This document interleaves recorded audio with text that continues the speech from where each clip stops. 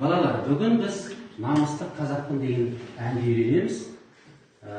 Енді осы әннің әуелі мәтінімен танысайық. Намысты қазақпын, ойымда азатпын, достықтың мекені, елімде ғажаппын. Ей, намысым білімде, оу, намысым тілімде, Сырнайдың сазы бар, қазақы үнімде, қазақы үнімде. Ар ұят намысым, адалдық әр ісім, сондықтан көп менде дос бауыр танысын. Енді кезекте балалар осы әннің әуеніне береміз, әуенін айтып берейін.